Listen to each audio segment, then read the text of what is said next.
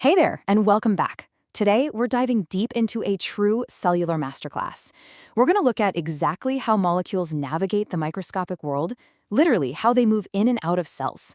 Whether you're a biology student prepping for a huge exam or, just someone fascinated by the hidden mechanics of life, you are absolutely in the right place. By the end of this explainer, you're going to have a flawless understanding of the rules of cellular movement. All right, here's our quick syllabus for today. First up, we're looking at water, the ultimate universal solvent. Then we'll break down diffusion, basically going with the flow, followed by osmosis, which is water's special journey. After that, we'll see how osmosis actually impacts living cells, and finally, we'll tackle active transport, or pumping uphill. Let's just jump right in. Okay, part one, water, the universal solvent. Before we talk about how things move, we really have to talk about the environment where all this movement happens, right? And in biology, that playground is water. The absolute secret to water being this incredible solvent comes down to one single word: polarity. Polarity is basically an uneven distribution of electrons between atoms in a molecule, and that results in partial positive and negative charges. You'll definitely want to lock that definition in, because this uneven charge, it's basically water's secret superpower.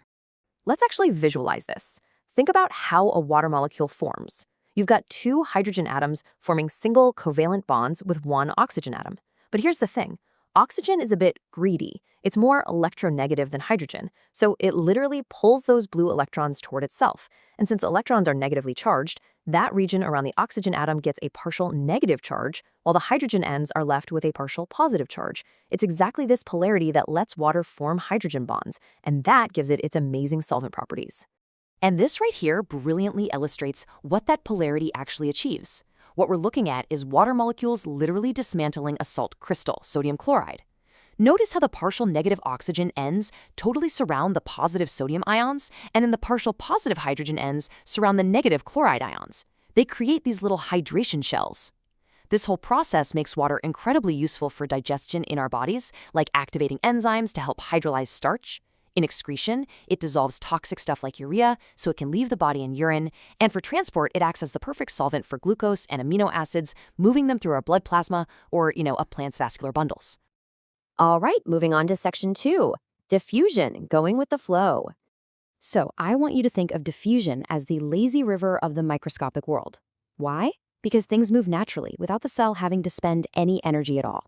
On the left, we've got simple diffusion of dye and water. Notice the net movement here. Particles move from a region of high concentration to a region of low concentration until they're totally evenly distributed, basically reaching equilibrium. Now look at the right side. The exact same principle applies to simple diffusion across a cell membrane. Particles just move down that concentration gradient. The absolutely crucial takeaway here is that no external energy is required. The energy for this comes entirely from the natural, random kinetic energy of the moving molecules themselves. Pretty cool, right?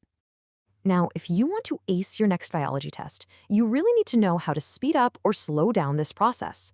There are 4 main factors, and here's a little biological study hack to memorize them using pure logic. If you want molecules to diffuse as fast as possible, you need a really wide surface area so they can spread out. You want a high temperature to give them lots of hot kinetic energy.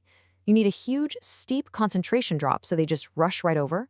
And finally, you want a very short distance for them to travel. Let's look at one of those factors plotted out. This line graph clearly shows how a higher temperature directly increases the rate of diffusion. But why? Well, it's because that high temperature cranks up the kinetic energy of the molecules. They move faster, they collide way more frequently, and because of that, they spread out and diffuse at a much, much higher rate. Okay, section 3, water's special journey. This setup right here provides a brilliant visual comparison. It's an incredible study hack for keeping these two concepts straight. Notice the bottom half. Diffusion is the movement of basically any molecule, like air molecules, just spreading out. But look up at the top half. Osmosis is exclusively the net movement of water molecules, nothing else.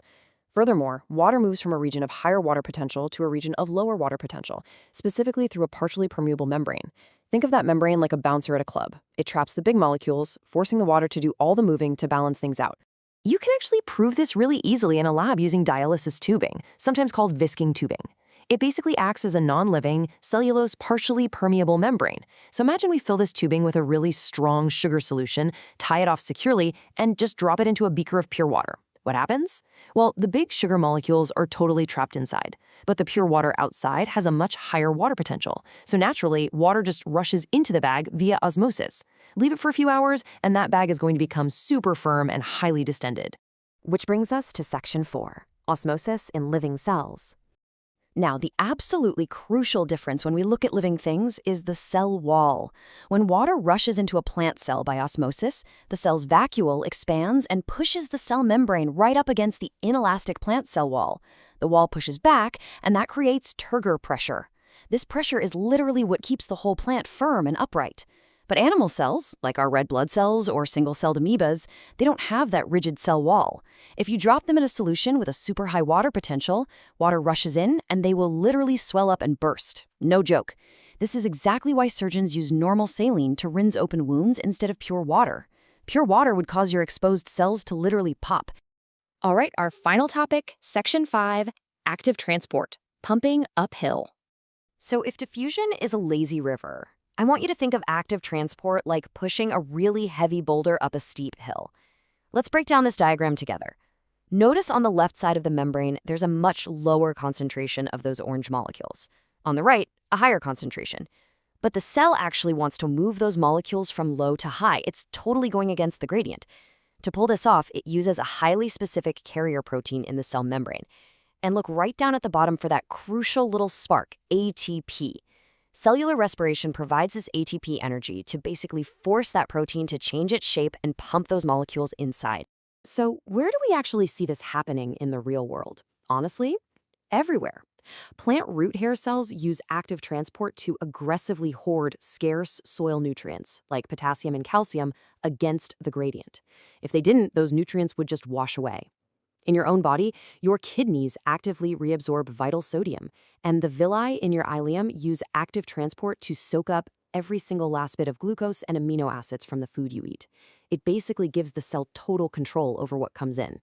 All right, let's bring it all together. Consider this your ultimate biology teacher cheat sheet. You're going to want to lock this into your memory right now. Diffusion, it's passive. It moves any molecule and it goes from high to low. Osmosis, also passive. But remember, it exclusively moves water from a high water potential to a low water potential across the membrane. And finally, active transport. This is the rebel. It requires ATP energy to move specific molecules from low to high, completely against the gradient. Before we wrap up, I want to leave you with a bit of a provocative thought to really test your new mastery. We just talked all about water moving to equal things out, right? So based on everything we've covered today about water potential and cellular dehydration, what do you think would actually happen to your poor red blood cells if you drank heavily salted seawater? Think about your blood plasma becoming incredibly concentrated and where the water inside your cells would instantly try to go. I hope you've really enjoyed this explainer and feel completely confident to tackle your next biology chapter. Keep questioning, keep learning, and I'll catch you on the next one.